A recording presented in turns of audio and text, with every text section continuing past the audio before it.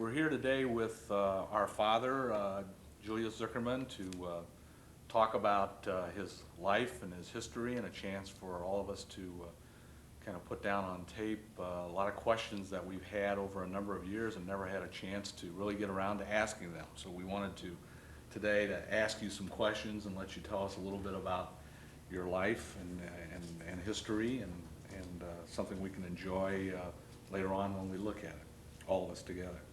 First of all, I wanted to ask you, Dad, when were you born? What was the date of your birth? The December 13th, 1909, And where were you born? in Indianapolis, Indiana. What hospital were you born? Methodist Hospital. Methodist Hospital. Was it at the location that it's at today? Same place, Same 16th and, Illinois. and Capitol. In Capital, rather. And who were your parents? What were their names? My parents, Uh-huh. my parents, Remember Sam? Sam Zukerman. Sam Zukerman, Right. and Ella. And when did Ella die, Dad? Ella died in 19?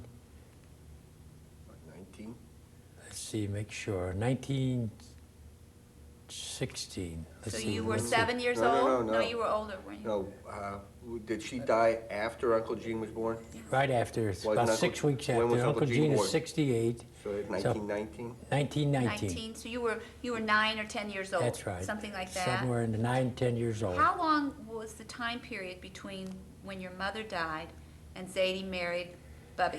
It was 2 years. I was 10 years old exactly, because when Dad remarried, I was 12 years old. How So- did he meet Victoria. Victoria? How he met his second wife was someone had known Mom in Chicago. She lived in Chicago. And they had said to him that they knew a wonderful woman that would probably be good to the children, and she would be glad to raise quite a family, take on quite a family. many like- children? were Was she a widow? She was a widow. No, she was a divorcee. Divorcee? Divorcee. Was that unusual in those days for? Well, it was unusual, you see, but there's always circumstances that arise that she divorced this fella. He lived in Chicago also, her husband, and she had 2 children, Ben and Molly. And Do you remember how old they were when Yeah. Zadie got married to her? when they got married, Molly was a year younger than I, She was about 11. 11, and Benny was a year older than I. He was 13. Yeah. Let me ask you just a quick question. When Zadie got remarried, how did the 2 children and all of you seem to get along? We seem to have it's unusual, you understand, that when 2 outsiders move into a family, there would be difficulty, but really there was none. They seemed they were ready, or they needed a big family, or somebody to be around and to live a normal life. So there really wasn't any tension? No, there or was no anything like that? tension at Where all. did you really. live? What house did you live in then? When On 1217 Union. you lived in the house that we all know That's as right. the That's house right. That's where we'd already moved down there. And how many bedrooms did you have? We had 4 bedrooms. So the boy, like you and Uncle Benny, and who shared rooms? Do you remember? Uncle Abe, Uncle Benny, and I had 1 bedroom. Molly and Lee and Aunt Lee and Aunt Faye had another bedroom, and Mom and Dad had 1, and we had that odd about bed. Harold? Harold and Where where did was Uncle Harold sleep? sleeping in the Oh, hallway? wait a minute, Benny, Uncle Harold and Uncle Gene had the 4th bedroom. Where were your parents from in Europe? My dad originally came from Romania, and my mother came from Russia. Do you remember the towns they were from?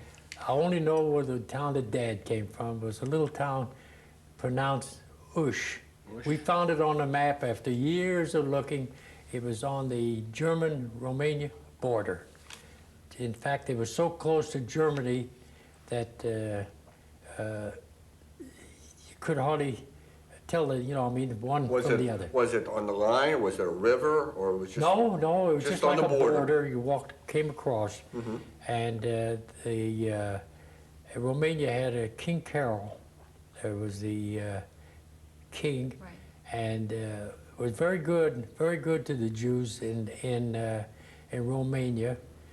And as they were, Dad says, as they were beginning to grow up, the king had decided to make all Jews first-class citizens of Romania.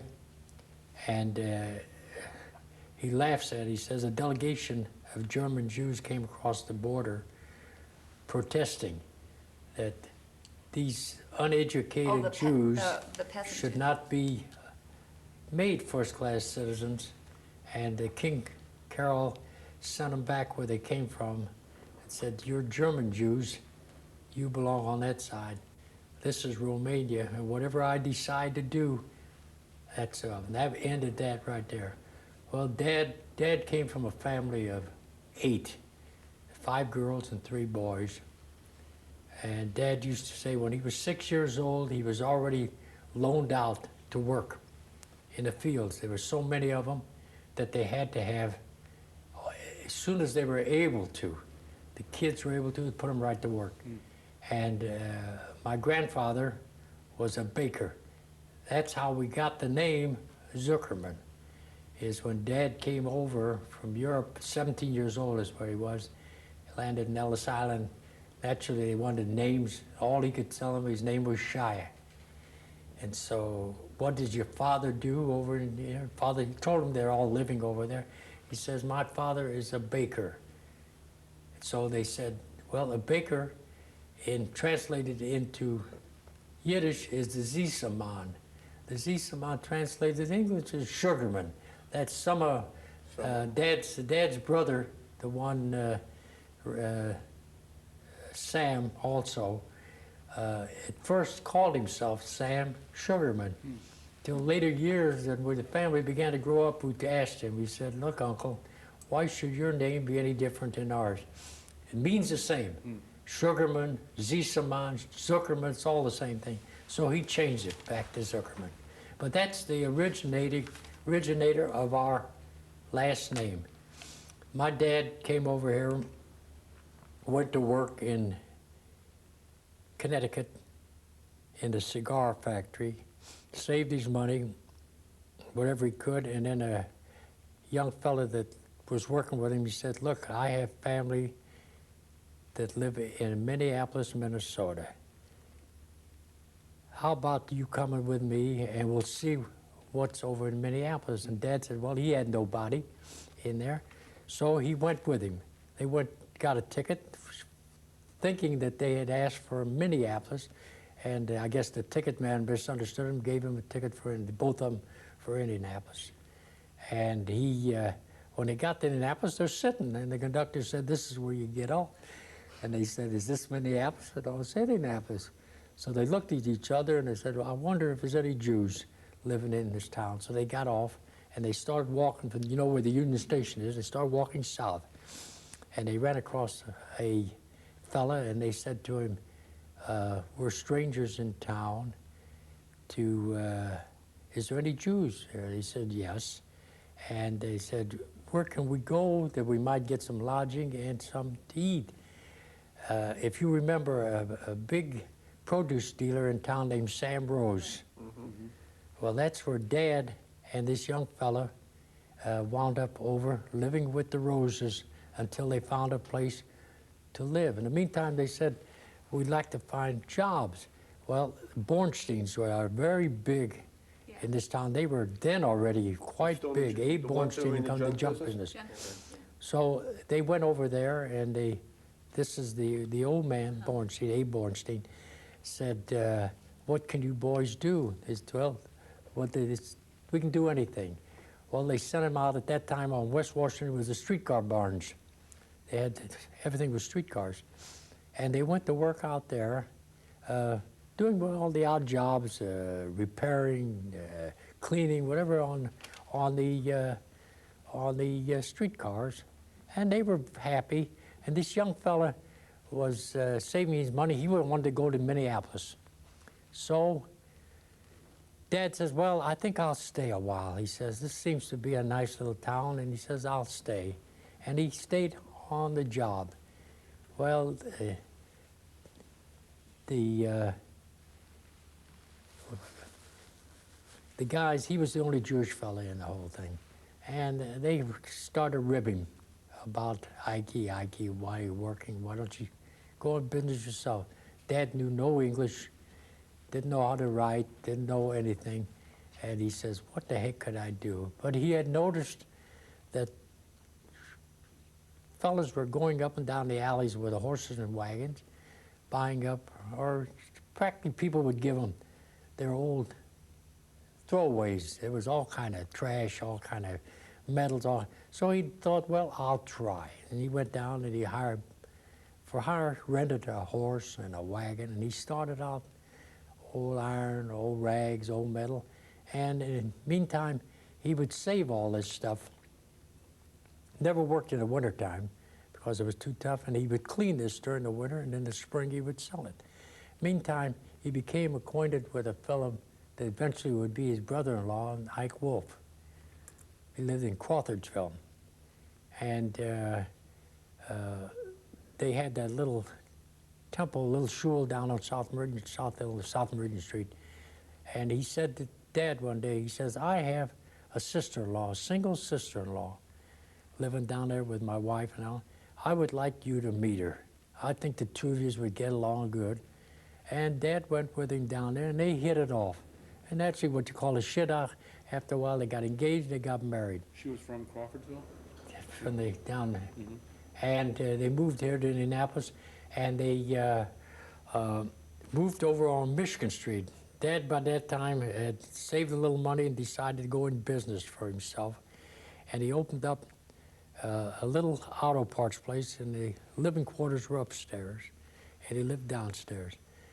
And that's where Aunt Lee and I and Abe were born, there. Methodist, but that's where we were living. In the meantime, he was saving his money and all, and he decided that he was going to bring his whole family to Indianapolis. And he sent away and got all the papers, everything then, and he brought the whole family to Indianapolis and settled them down on the south side in a house. He had already found a house for him in a half of a double. There was 5 girls and 2 boys. So who came? His Everybody. parents? My grandfather, grandmother, all my aunts and uncles From Europe? from Europe, brought them all. So like Brought the Uncle whole thing. Shookley, that group you're talking about. Yeah, and Tante Minnie. Tante Aunt Minnie, Minnie, Tante and Katie. Molly, and Katie, and Mary. So Zadie was here first, And he was brought the all the first. rest. that Zadie brought- came first, and he brought everybody else. Not only that, but after he brought them all, he was already married. He already had Abe, just Lee and I, and Aunt Lee and I. And he found all of them, their husbands and their wives. He had time for that. He got all of them married off, every one of them married off, which all of them turned out to be pretty good marriages for every one of them. In the meantime, he had expanded off of the Michigan Street thing. He moved over on North Capitol Avenue, and he went into the auto parts business, big. And it was in the 400 block on North Capitol on the west side of the street. What year was that, do you think? That was before World War World War I. I. That was about 1917. And he had bought a big home up on 11th and Capitol, big home, which we had made, and we had a chauffeur. Dad was making big money, regardless of not knowing anything at all. Did he not ever read English, Dad? Did he ever learn to read English, Zadie? Huh? Did Zadie ever learn to read or write? He learned to write his name. And that was it, right? That was it. And he couldn't read English. Couldn't Could not read read him. Okay. And World War II came along, and naturally during the war he made a lot of money. And after World War I was over, he decided at 30-some years old to retire, which he retired. He retired, but friends that knew him, you know how you got money, they come to you. Well, he got involved in signing notes to help, supposedly to help friends out that they never never paid. So And he was he stuck. had What a, happened to that? What's the story about the prison? Remember you told me that once? Who? About Zadie going to jail? Is well, that wait a minute, before or this- after? this one all Oh. wound up in the same thing. Oh, okay. And he signed notes for all these guys, and the wind-up is when he didn't pay, naturally, him. Well, what he considered in those days as a fortune today would mean nothing, absolutely, practically nothing. Like he used to say, if my kids would have been as old as they were in those days, he says, I never would have lost anything. I would have been able to know not to sign for these people unless they could put up collateral and stuff like that. Well, that broke him. In the meantime, he thought he was involved in a business with guys that turned out to be a criminal deal. That they got out and he got nailed, and he had to go to jail for that. And in the meantime, we were already living up on North Capitol Avenue. You were living in the house at 11? We had a big house, house. and they had a Stutz automobile, we had a chauffeur, and Fanny's husband had gone to, that was the chauffeur, had gone to World War II, and when he came back, he was gassed and everything, and she left us. And at that time, Stutz bought up the whole property there and built the Stutz Motor Car Company. So we had to move. From there, we moved down on South Capitol Avenue, 800 block on South Capitol Avenue. That's where Harold and Jean were born down there. Yeah, Harold and Jean. And that's where Mom, that was around 1990, that's where Mom died. What year was that? About 1990. 19. And it was 1921 is when we moved over She on died Union just Street. from childbirth, Dad? Was it, Why Was- did she die? From She what? died. Actually died. I guess what you'd say today: too many children too close together. It's medical science. Medical. Complications of That's right. childbirth. Medical couldn't seem to and when they were in their heyday, they would go to Thompson Hall. Had the big porn balls, Mom and Dad. And they would take us, Aunt Lee and I down to Bubby and Zadie. And we'd stay overnight with them. They had the outdoor toilets, and all that. You'd freeze to death to go running. And Bubby would have the big potbelly stove in the middle of the room there. And she'd take these big pillows, feather pillows, and put them around. That's where we would sleep, the two of us, overnight. And Mom and Dad would pick us up in the morning and take us home. Where did they live? Bubby On and South, Zadie? where I told you, on South Illinois Street, right there at Wilkin in Illinois. And Grandpa had asthma. He died about the same time as Mom died, about 1919, somewhere in there too. He had asthma so bad, you wouldn't believe it. He leaned against the building there, couldn't catch the house there, couldn't catch his breath. He smoked those Quebec cigars that would help him breathe a little. Aunt Lee was the only one that actually had inherited the asthma. asthma. She was the only one of all the grandchildren. did Zadie look like his father? Oh, yeah. So that you, Zadie, Indeed, and yeah, your my grandfather would all have my looked- grandfather was slim, just like my dad and like me. But my grandmother was Yeah, I remember 350 that. pounds Just like the and Tantas. 5 foot tall. Just like Like Tanta Tantas, Tanta like the Minnie and Tanta Tanta Minnie. Molly look Like Uncle exactly like Shickley, like Uncle Shickley and his Molly. side. The family took Yeah. after him. Eli and all of them took after that side of the family. We went into the tire business down on South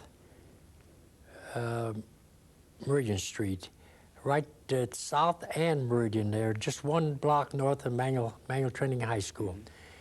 And Dad went into the tire business then. He went in big in the tire business. I used to come after at high school, regulate my hours so I could go over and help him. And then as Abe got old enough, Uncle Abe came over and helped him. We stayed in the tire business there until about 1920, about 23 or 24, and we moved over, where the Severn Hotel is now. Well, we were big in the tire business there also. Carried major brands of tires and Firestone, anything in major tires, until the factory stores start coming in and they took everything away from us. Then Dad went in with a couple brothers called the Deitcher brothers, right across the street from the Severn, in the tire business, but these two guys were what you call today, you'd call them the fast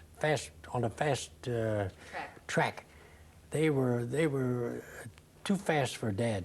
Dad didn't want to go that fast, and he broke up with them, and he moved further up on Illinois Street at Ohio and Illinois. It used to be the Brevoort Hotel there, and right there on the corner of the alley, he had a tire store, and he used to take care of all the bootleggers. The bootleggers used to buy all their tires. They lived in the Brevoort, and they used to buy all their tires for us. It kept us very busy on the thing. And you know, as it went along, everything was beginning to change, that they were get the legalizing whiskey and beer and everything. So that killed that, and that was about 1925, late 25, and we started looking around for a place to move to, and Dad found this place up on Capitol Avenue. It was a big house, is what it was, and he went to the bank and he borrowed the money to put the building on the front of it. That was in June of 1926 when we moved in there, and we took on a tire deal that they were looking for someone to carry called Lincoln Tire, and we went under the Lincoln Tire and Rubber Company is what we went under. And at the meantime, we took on the Brunswick Tire, which turned out to be a big tire at that time. We had the two lines, and we were servicing quite a bit of the trucking companies. We'd had to, I and Abe would have to go out and change tires, big truck tires, which are very dangerous in those days. You had the chance to blow your head off because they put 100, 150 pounds of air in the tire, not 20, 25 pounds of air. And that went along till about, I would say in the early 30s. Had you graduated from high school already? Graduated in 1926, just So about the time that we that- moved up there. What was your, what grade school did you go to? Grade school, I went to number 6 down on Union Street. And what high school did you go to? High school, went to Manual Manual High Training High Okay, so School. you got out of high school, Dad, and you went right to, you were Went still right- working for Zadie at that point? I was already working during through high school. high school, but I went full-time when There was no thought of like going to college or any of that kind of stuff? you couldn't afford it. Okay. I would have loved to go on, and about that because Dad needed me, and Aunt Lee came down at that time also and took over taking care of the books because we didn't have. We were busy with the selling, changing. We changed the tires right in front of the place there. We changed tires. So you guys changed them, you Changed and Uncle them, Abe? we and- serviced them. And We went out on insurance deals where we had to replace tires and all that. So that went on for quite a number of years. Then, when it finally the whole thing blew up, we went back in the auto parts business and took the tire and rubber company, and I called ourselves Lincoln Auto Parts. And when did you go to, was it that, during that time period that you went to California and you went to Philadelphia with Uncle Benny? That was before I became full-time worker. When I graduated, it was in, I was already working, you're right. I was already down store, and Uncle Benny wanted to leave Real Silk. He was working for Real Silk at the time. And he wanted to go out to California because the fellow that had worked at Real Silk had got a big job for a hosiery deal out in California. So he approached me and he says, how about you and I going out there? I says, how are we going to go? Dad will never let us go. Dad and Mom will never let us go like that. And so he says, well, we'll just get up and go. So he went down and bought an old Model A Ford, a Model T Ford, actually, a touring car. And one Sunday morning, we got up early, How old were you? 16, And how old was he? 17. Benny was about 16. 18. So He this was is what, already out of high school. what, 1926, 27, It was 26. 26? And so Dad was up already. He says, where are you two going? We're going out to play tennis on the Sunday mornings. And we have to go early because we won't get no courts. And we got in the car and we headed out. Right out of Washington, didn't know nothing. All we had is the map we picked up at the gas station. And we had made a red line right down Washington Street, how we were going, wind up in St. Louis and then in Denver, then go, well, we were going straight across. What were the roads like? Were there, I mean, once you you got to St. Louis and Denver, were there, Well, wait a minute. So we went to St. Louis, but we always waited until we were ready to leave before we would send a card back home that So we they were in could St. never be Louis, sure because where you Zadie were. would have sent the police out for us and brought us back. So when we got to Denver, we did the same thing. Well, we got to Denver. It was a time of year that too much snow. They wouldn't let no cars through. So we looked at the map and decided to go south. So we went south and we wound up in Arizona. And we went to Colorado Springs, went to Arizona. And then from Arizona, we came up through the Raytown Pass in California. And we ride along there, you know how you see, look down, the road was that wide. And we came into Los Angeles. And filthy and dirty, and you couldn't imagine how. We had taken the top off the car anyhow, you see.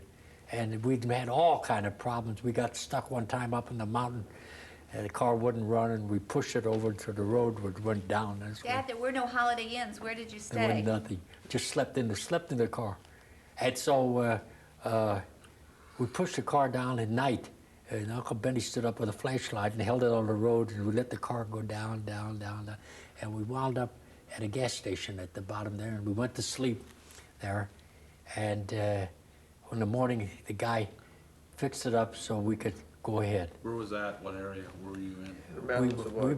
We were in Colorado? California. Oh, we were in heading into California. Yeah, we'd gone across we'd gone into the Painted Desert, through all that. We'd seen all that stuff, and where the Canyon? French and Indian Wars were down there, and we had actually seen more than most people will see in their lifetime. We'd gone, and we were in no hurry. I went through the desert where we fried eggs on the desert. It was so hot, there was nothing. You had to have water when you went in, and gas, and went all the way through on the other side before. And the mountain looked like it was from here over there. It took a couple days before we got over there. When we got into California, we found a place to stay on one of the main highways. All they had was orange groves, little farms. People would bring out their buckets of oranges and set them on the curb there. Los Angeles had 500,000 people at that time. That's all it was. And the main industry there was the movie industry. And they had like a little wire fence between the beach for the movie, and the beach for the citizens, and you get to see the movie stars go across there. And we tried to get a job. Mexican labor was taking up everything. There were no jobs available. This guy couldn't give us no job. And we had a little money to live on, and see. So we were just monkeying around there, and we decided, well, let's see, what shall we do? We couldn't do it. Let's go up the coast. And we headed for San Francisco. And we drove up there. There was no ferry. There was no bridge or anything. We went over to Oakland. We took the ferry across, and we had a fish dinner over there. And cold and wet. I said, this is not for us. Benny, let's go. He says, let's go to Alaska. Uncle Benny was the leader in all So this, right? we inquired, and we could work our way up to Alaska, and we had already signed up, and we got cold feet. I bet. And we decided that we'd been out long enough, let's start back. So we started across the upper part of the United States. We'd gone to Washington and Oregon and all that, and we were up at the top, right near British Columbia. And so we came across the top down through Idaho, and there was no roads. We were dodging street stumps in the road all the way down. And we got down to into Montana, and Uncle Benny, I don't know how he found it. He found a guy with 2 kids. We never knew who and we hooked up with them, and we used to went ice fishing. We'd cut ice. We had a thing, and we'd keep warm and fish through the ice. And I said, and you know what winds me up with this guy with his 2 kids? One time we went to a general store to get some stuff. So he says, Benny, you come with me. And he took the 2 kids. He says, you stay with the car. So I got out of the car, and I was looking through the window.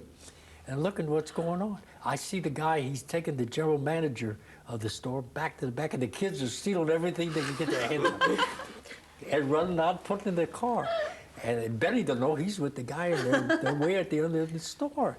And when they come out, and when with the night, when I said, Benny, we got to get out of here. He says, what? I said, we're going to wind up in jail. Those kids stole everything that was inside and threw them in the back of the car there. And so we finally, well, wait a minute. Finally, Benny wanted to stay with the guy, and I finally said, no. I said, I'm going home. So I started home. Started hitchhiking. And you know, in those days, how many cars you saw? Maybe 2 cars all day. And I started walking. And I got down into Montana. I'd get at night there, nothing inside. They had these little cabins, like little huts there that the guy with the sheep, you know, something that come along a storm, I'd go in there and I'd pull my coat over my head and go to sleep in there. And next day I'd start hiking again. Well, I got lucky. Guy, it was getting to be May already. It had been gone almost a year already. And the guy picked me up. He says, where are you going? I said, I'm going back to Indianapolis. He said, well, I'm going to Omaha, Nebraska. He says, I'll take you with me. And I got a ride from there all the way to Omaha.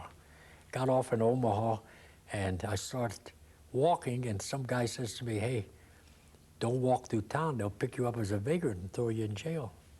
He said, you better go around the outskirts of Omaha. And I did, and I got around there, and I got a ride into Chicago. And I still had enough money, a little money. Well, in the meantime, I had stopped. I forget what town it was, and I had a little motel, and I got a room, and I went up there, and I was able to take didn't have enough to take a bath or anything, but I was able to wash my hands and face, comb my hair, and the clothes I had on is all I had. And I laid down in bed and went to sleep, and something woke me up. But I didn't stir. I had an eye open. I had locked the door and put a chair under it. And I looked, and there was a gal walking around looking under the bed, looking in, and I had the little vest pocket, and I'd fold the money, and I'd put it in that little pocket there, that little money that I had. And I was afraid to move. I just watched her. And I see she went out through a door that I thought that I tried, you couldn't open up, you see. She couldn't find nothing. She left me. Next morning, got up. That's when that was in Omaha. Then I got to Chicago. I caught the bus, and I got off, and I came walking down South Merchant Street and came into the back alley. And we had a big barn on the back of the house on Union Street. I came through there, and I came up to the back door, and I opened the door, and I said, hi, Mom. And she took a look at me, and she says, you take all those clothes off of you. She says, every piece off of you. In the meantime, she filled the tub with hot water and put felt naphtha soap in it. And you know what felt naphtha soap is? That's the strongest soap that you'll ever wanted. Mm-hmm. And she says, you get in there and you take a bath. She took all the clothes and threw them in the furnace. She says, you're not coming in the house with them. When's the last time you changed? And she says, I can't remember, Mom. Every stitch. And I had to climb in that tub and scrub myself, hair and everything. But I think that's where I lost my hair, was in there. And how did Zadie react? And when Zadie came in, I didn't know what to expect. He didn't say anything. He just said, how are you? Are you all right? I said, I'm fine. He says, the morning you come to work. Did he ask about Uncle Benny? He wanted to know where Uncle Benny was. I told Mom. Mom wanted to know more than that. Where was Uncle Benny? He was still out in Montana. When did he get back? He came home about 2 months after I did. He didn't stay home very long at all, because when he worked for Real Silk, there was the German dyer named Teschmacher had got a job at Quaker Hosiery Mill, head dyeing job. Well, that's what Benny was. And he called Benny and he said, Benny, I've got a job assistant dyer for you. And Benny packed up and went. Well, it wasn't but 2 or 3 months later, the telephone rings. Benny's on the phone. He says, Julius, what are you doing? I said, nothing. He says, how would you like to come to Philadelphia and come to work in the hosiery mill with me? He says, you can make good money. So I said to Dad, Abe was already there. I said, Dad, I said, I don't want to work in this, the auto parts. I want to go, I want to try something else. Well, he didn't put up too much argument with me. And I went there, and I lied about my age because the job they gave me or taught me was to make out the formulas for hosiery, all the colors. I had a computer, like today you call a computer, that you'd put so many ounces of black, red, and Benny, then you'd run it through a little machine, and then they'd take it and put it on a border, then they'd put it under these ultraviolet lights to see if it matched the sample of what was ordered. What was the name of the company you worked Quaker for? Hosiery Mill. Quaker Hosiery Mill. Yeah, That's in they were Philadelphia? owned by Englishmen, the Bromley brothers, and so Where did you live in Philadelphia? we lived in a rooming house that all the ball players used to live there too. What was there was a famous ball player that lived there, Gabby Hartnett, or? They no, Wahlberg lived there. These were all Philadelphia Athletics? They were all from the from the Philadelphia A's? athletics. And the park was right practically across the street. It was across the street from the Quaker Hosiery Mill, right across the street there. And Connie Mack was the manager there. Lefty Grove, Rube Wahlberg, Simmons, Double Fox was They all lived there? They all lived in the neighborhood. Well, how long And did you stay there? I mean, were you there for several years? I lived in Philadelphia till the Depression, till the 1929, when everything went down. What year did you go there? I went there in 27. 27, so about 2 years. 2 years.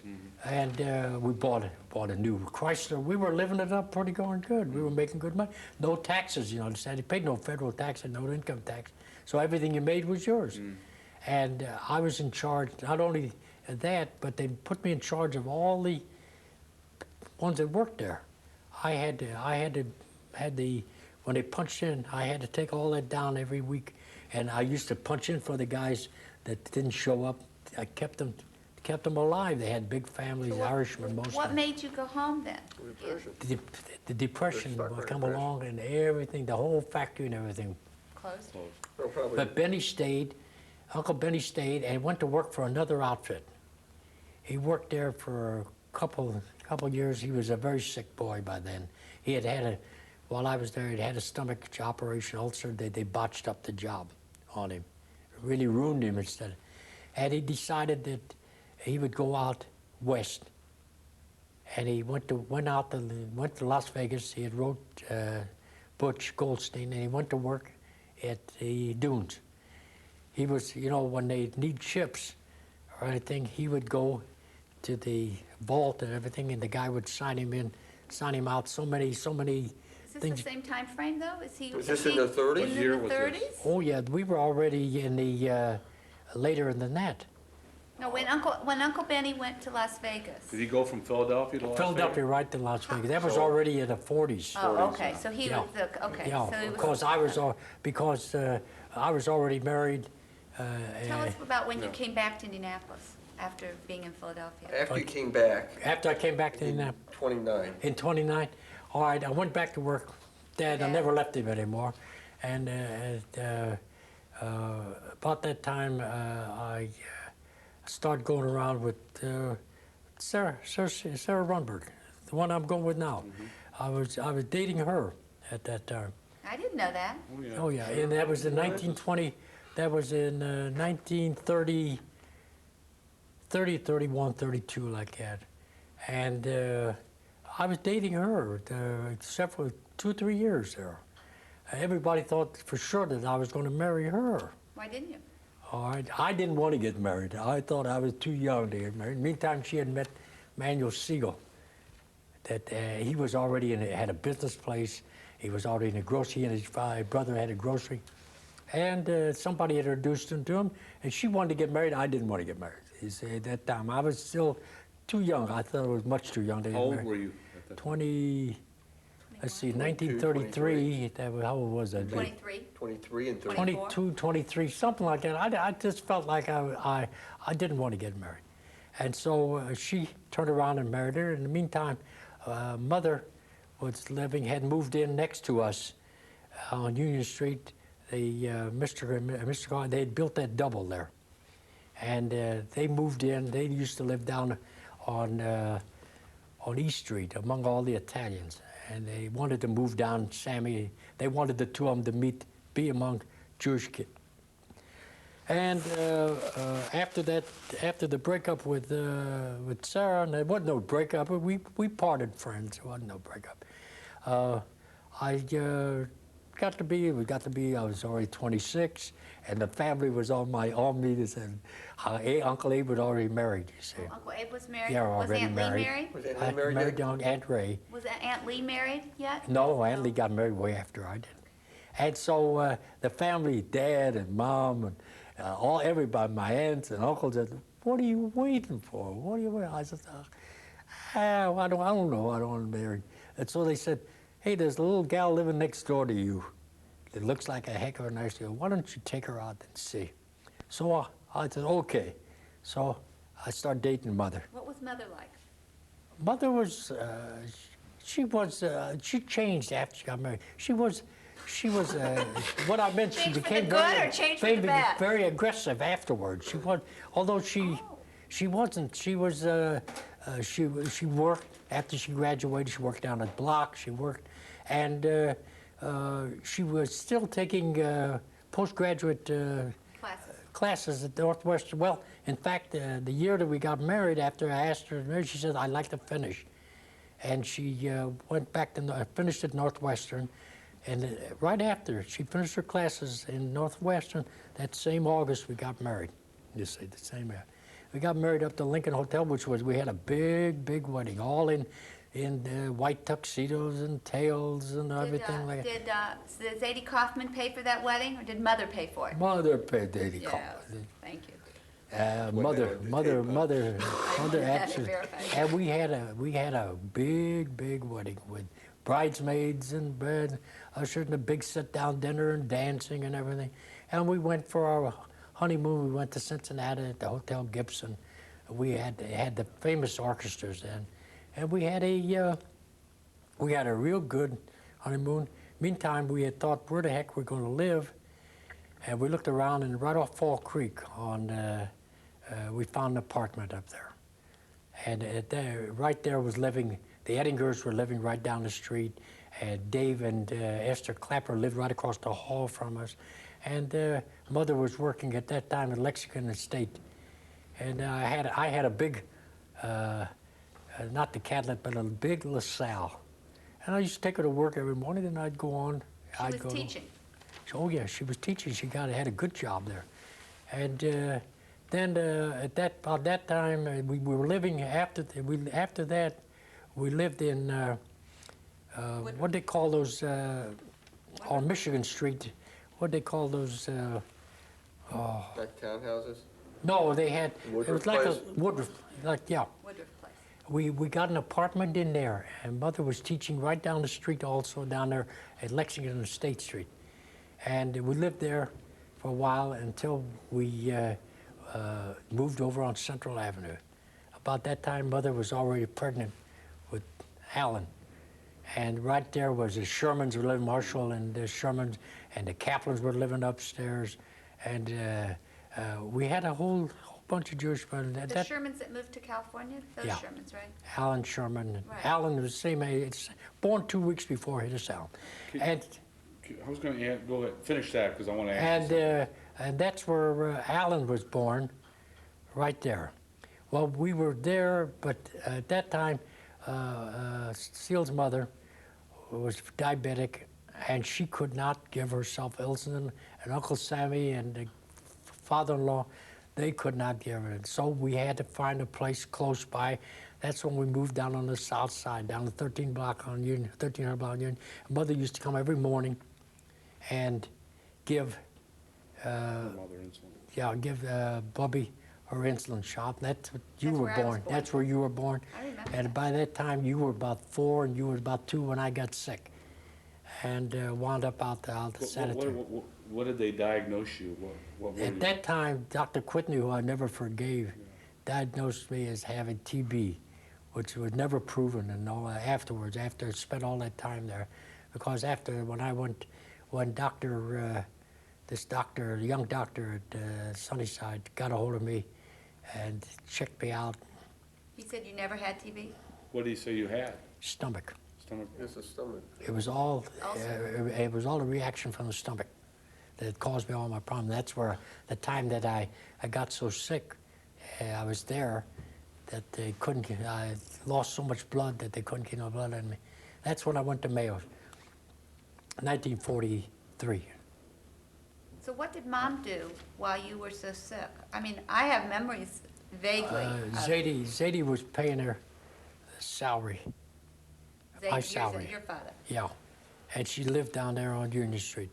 But she wasn't working then, No, right? she couldn't. She had the two little ones. children. In fact, Zadie didn't want her to work.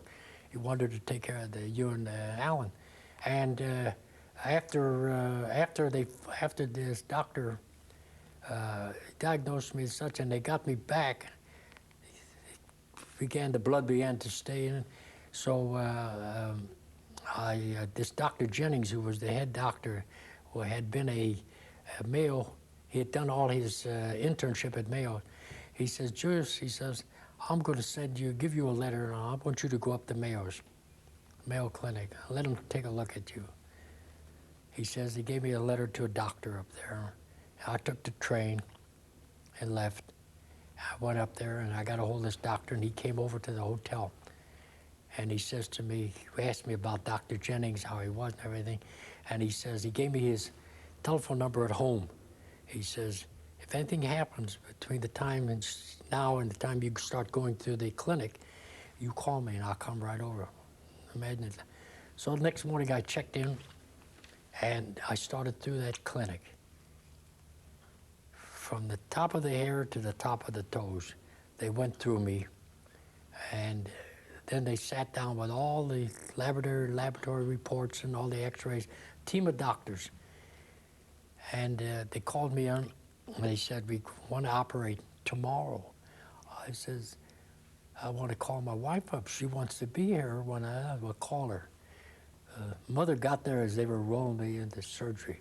Last thing I remember the doctor saying to me, you didn't shave him up high enough. And that's all. And that was 8 o'clock in the morning. When I awoke, if I don't know till today why, I asked Mother, what time is it? She says, 4 o'clock. I said, 4 o'clock when? She said, 4 o'clock in the afternoon. I said, what the heck was I doing on the operating table from 8 o'clock in the morning, wake up at 4 o'clock in the afternoon?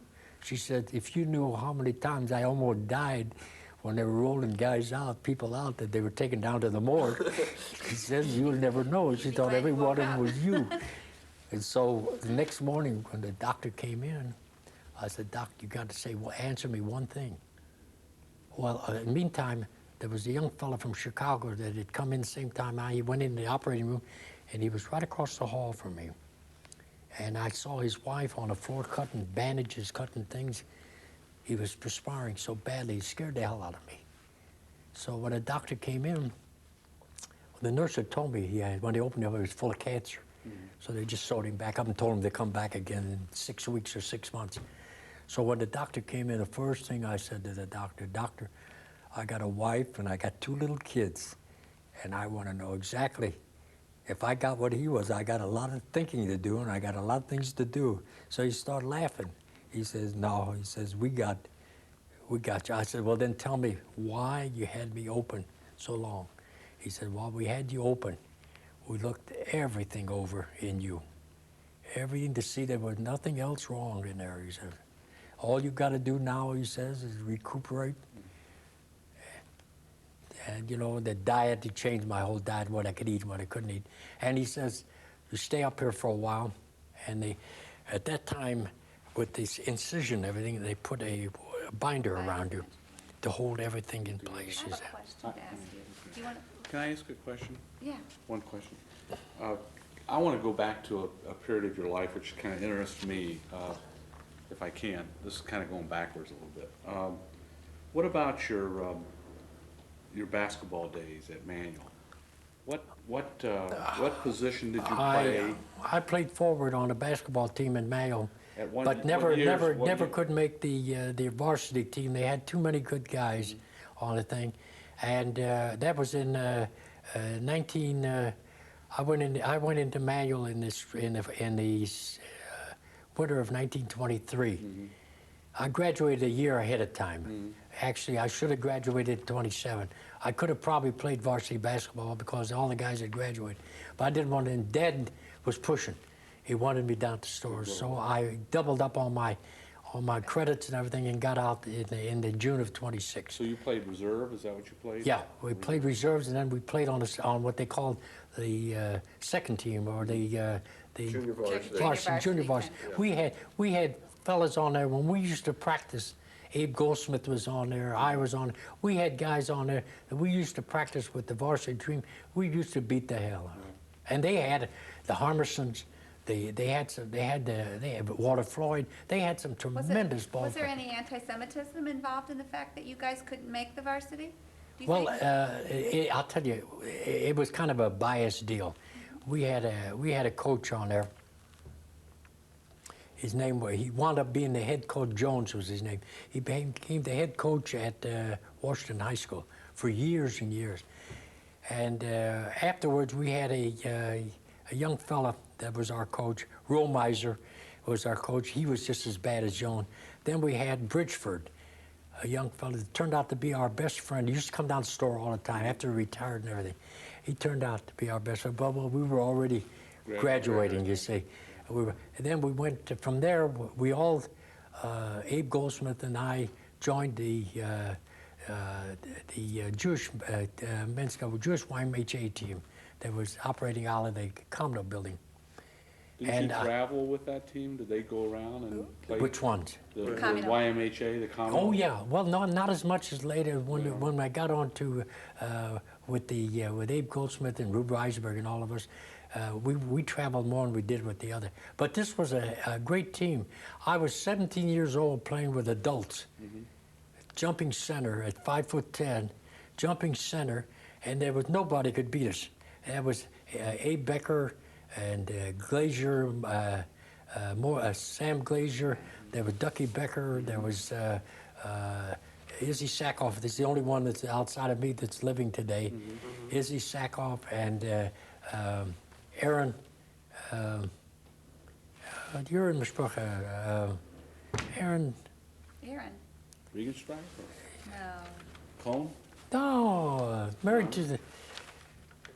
We'll think about Barrett? it. Here. Barrett? No. He's too much younger than What's got the furniture place? Joni, his wife works for Davidson? grocery. Well, that. Oh, Waldman. Huh? Joni Waldman. No, not Joni. Not that. Abe, you were talking about, yes, Joni, Abe's, you're talking about Abe, right? No. Not Abe? Our bowling for a good bowler and everything. Namias? Oh, what's Aaron?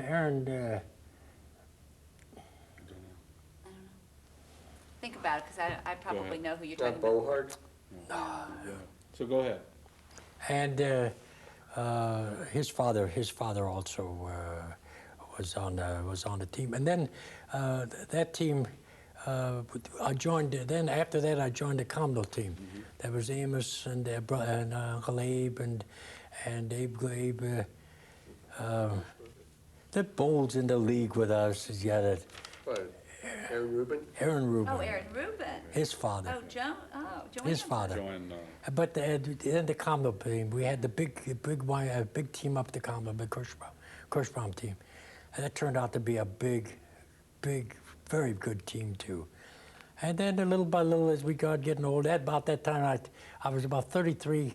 That's when I got sick, when I was about 33 years old. Can I ask Then I never went back no more. Did you travel with this Oh team? yeah, we played in Muncie. We used to go to Cincinnati. We played with we traveled quite a bit with All them. over little towns that you Little played in? towns. We was- Daddy, in about 43 is when you were sick, right? Yeah. About 1943. Tell us a little bit about, World War II was going on, right, guys? World War II, there's Hitler, you know, Nazism, the Holocaust, all the things that Well, we I'll tell you, know about today. What did you all know? All we knew that what was going on in Europe, and we knew that we would what the world was not doing, and that was a tremendous topic of conversation that we blamed President Roosevelt for not stepping forward at that time, and putting an end to it, saying that if you don't quit, Hitler wouldn't quit gobbling up all Europe, that we'd have to get into it, which we eventually wound up with a war, but he could have stopped it much earlier. You see, at that time, England was pacifying also. France was pacifying Hitler. They would, Hitler would promise them all kind of things, and they would take, and then they would invade and kill off it. And our hands were tied. We couldn't do nothing. We couldn't do anything, couldn't do nothing to help. We couldn't do anything. We depended on where we lived to help us out, and it turned out that it wasn't until they got involved in the war. Did any of your friends go in, were they in the army and stuff? Your We own were friends or none of the family? family were caught in Germany or anything No, like here, that. were anybody in the war?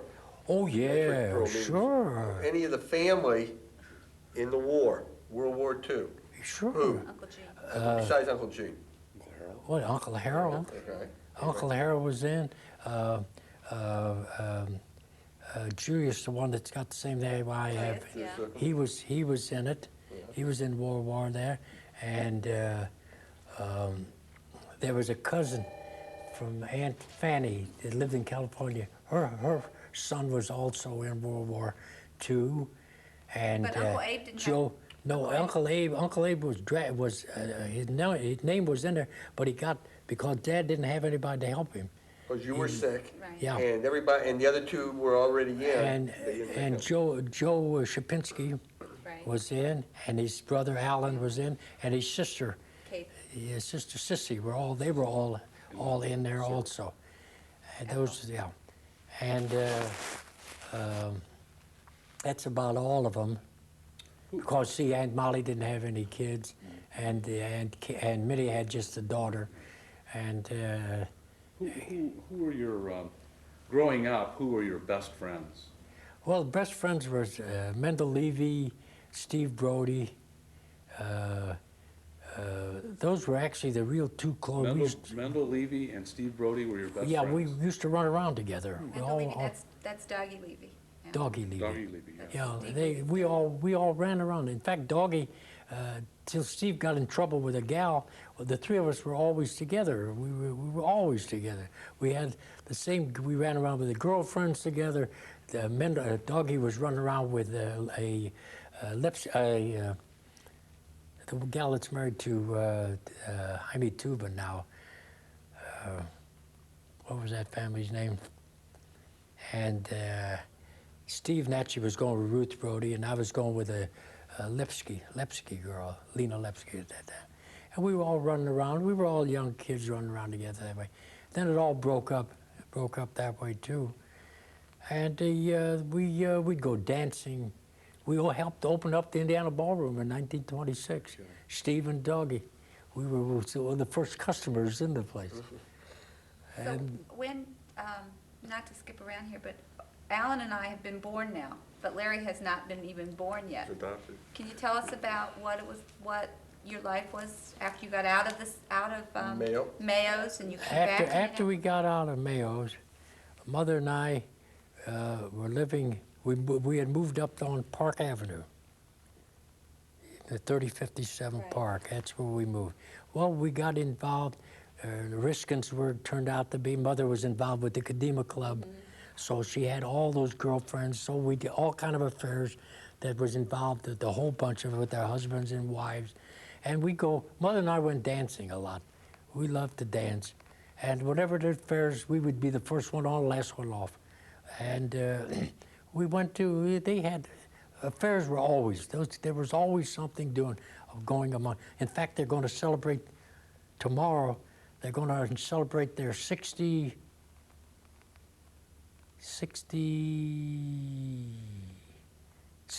anniversary of the Kadima Club tomorrow. Yeah, yeah. Did they invite you? All the women, just the women. It's going to be over at Sarah Smith's house. There's about 9 of them left. And that's what it is. We would, and we got involved at Bethel, and Mother got involved in all kind of things, in Hadassah, and in everything that you could think of. She got involved. We kept her busy all the time, and that actually her life went from there. And then when we moved off from there, we moved in on Forest View Drive, and the kids, you finished Shortridge and went on to Indiana. And you worked for started working for Jewel T at that time in the summertime, and you and Harriet Clowlinger, who started in the North Central, North Central. No, she didn't go to North Central with me. She went. We had moved to Forest View then. Yeah, at Forest View. And they stayed on. They Yeah. had moved to Lima already. Yeah, Lima? Lima, Ohio. Right. But then you had you got involved in activities there, and then by that time, the Bethel had built. First, the center had built, then Bethel had built, and B'nai Torah had built theirs up there. Then they start building the big apartment complex, and at that time, we had gone on all kind of junkets. Mother loved the junkets. She all you have to say, well, we're going on Las Vegas. She had the suitcases packed, ready to go. We would go all the time, and business-wise, never stopped us. When Uncle Harold and Uncle Abe and I decided to go on a junket, we'd put a sign on the window, "Gone fishing." And you come back, and the first thing the customer would say to us, "Did you win anything?" If you won, we know we're going to make a good buy. If we lost, we know we're going to have to pay for it. And they never showed on our business anything that we lost business because we would go away like that. And the other auto parts places couldn't understand how we could close place and leave. I said the same way that we're doing. Send your guys on vacation. Make your vacation time about the time that you want to go on something like that. Send all your help away at the same time. What, I wanted to ask you, what was your dad like? I mean, what was he? Dad had a philosophy that hard work never hurt nobody. And I mean work. I mean, when you talk hard work, when we went back in the auto parts business after we got out of the tire business, we had a wrecking yard in the back. And we didn't, the frame of an automobile was that wide from there to where you're standing. And when we had to disassemble an automobile, we had guys where I would go out there and we would pick an automobile up that weighed 4,000 pounds, turn it over on its side, and then take a chisel. We had a chisel hammer, and I would hold it, and the guy would use a big sledge and knock the rivets loose and take it apart that way. That's what kind of work. That's the kind of work. Was he the kind of father you could sit down and talk to about problems? Did you ever? Oh, the only thing is he was a very stubborn man. I think we all remember He that. couldn't see changes. He couldn't change. When we wanted to get out of the auto parts business and get into something else, that's when I left, because I got into an argument with him. I went to work for Nate Black because he wouldn't change. I says, it's time to change. We're in an old business, type of business that there's no future in it. Uncle Abe wouldn't stick up with me, you say. So I said, that's it. I said, if you don't want to change, I don't want to be here. And I already knew I could go to work for him anytime. And that's where I went to work for him. 2 years I worked for Nate and Sam Dobbs. We were talking about leaving Lincoln Auto Parts, going over to Michigan because you and Zadie had an argument. But there's an interesting part of my life right there, that Sam Dobb and Nate Black couldn't get along after they built that tremendous business up. Nate at that time had taken his Leonard, his son-in-law. Not Cosey.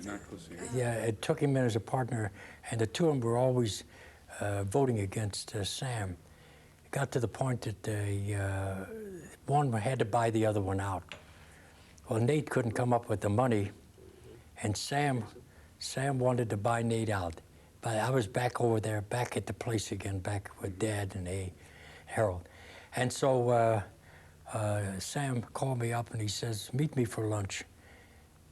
And I met him and he says, I'm buying Nate out. Nate, I'm buying Michigan Auto Parts for Nate. And he says, I want you to come to work for me. I said, Sam, I've got a job. I don't want to work for you. And so left it at that basis. In the meantime, Nate had got a hold of Marshall Sherman, Sam Rose, and they put up the money and they bought Sam out. Well, it was several months afterwards, Mother and I were at a wedding. And I was dancing with Faye Dobro, Sam's wife, and Faye says to me out of the clear blue sky, Julius, you made a mistake. I couldn't figure out. I says, what kind of mistake did I make, Faye? Why didn't you go with Sam and buy Michigan out? He says, Sam offered you a partnership. So my mouth must have dropped down. I stopped in the middle of the floor.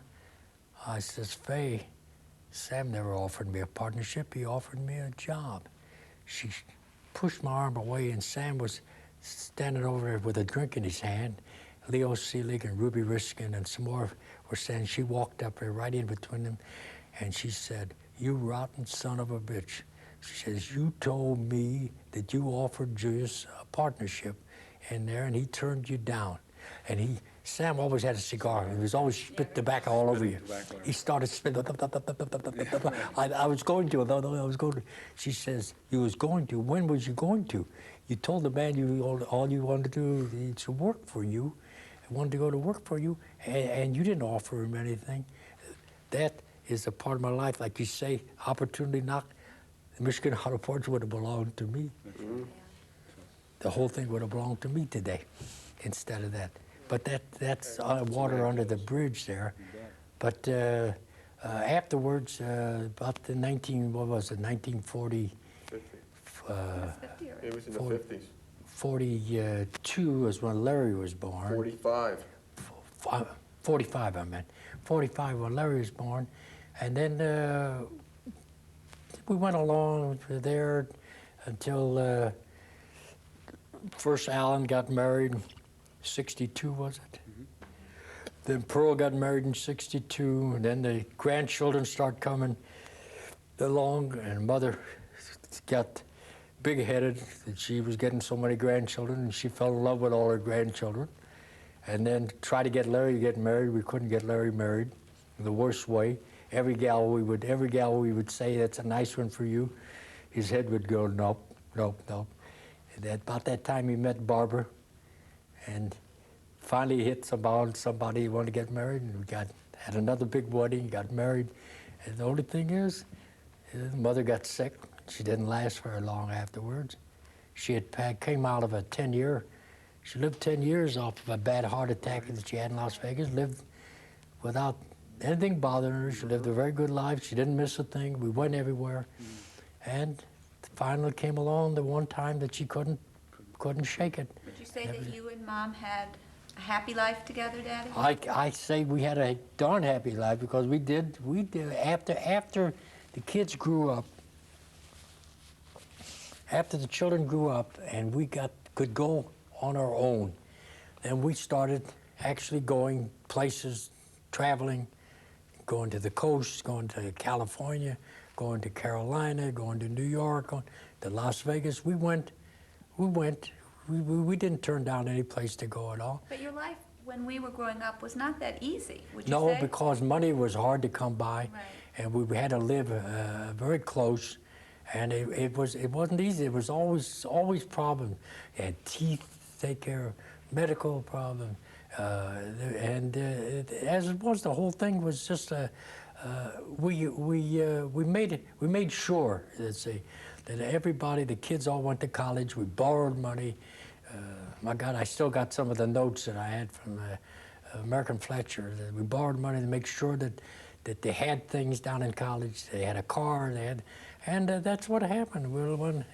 That was Mother's life, and that's what we did. And when I bought her first new car in 1962, she couldn't see how we could do it. She said, "We've got a wedding coming up. You're buying a new car. We're paying on the house. How can you do it?" I says, "Don't worry." I says, "You just drive that car. You got a new car, drive it. And that was, and we just, from there on in, everything started to smooth out. So We even were- though life might have been easier if you had more money, you cannot say you were Well, unhappy. I'll tell you You were what. happy, though. After we gave up the auto parts business and went strictly into hubcap and wheel business, then we started making what you call good money. Good money then. Because by that time Abe had left, and it was just Harold and I. And we had decided that we weren't going to leave nothing in the business. Every week we divided up, and that was it. And that's the way it went along. So is there And, nothing? well, you see, and the whole thing is, You guys never you believed don't me. understand Nobody is believed that me. we had the whole thing by ourselves at that time. There was nobody else in it. So we had all the dealers, all the individuals, everything coming our way. Until 1980, That's right. when we had That's right. competition. There was quite a change there. We had the whole thing, and we could have put in 24 hours a day there if we wanted to. That's as it was. We did the same thing as you're doing today. Saturday, although we stayed at little that bit time later till 2 Saturday. o'clock, then we decided that why should we stay on Saturday at 2 o'clock? 12 o'clock was enough, and that was it. That brought us right up to date. All the grandchildren, we saw the grandchildren start getting married now, and saw some little ones come into our life, and that's it. We're up to date. Okay. Thank you, Dad, that was very nice, and leave that on, and we'll get this edited down, we'll all have a chance to look at it, and it's something we'll get to keep, and I think we'll all That's enjoy right, it. but what it is, the grandchildren will enjoy it more than anything Sure, else. they will. All the grandkids to hear Real that. nice of Telematrix to Thank do you, this for us. Telematrix. Thank you, and, Telematrix. And we'll cherish this. Thank you, Thank you Alan. very much. Thank you, Thank Alan. you.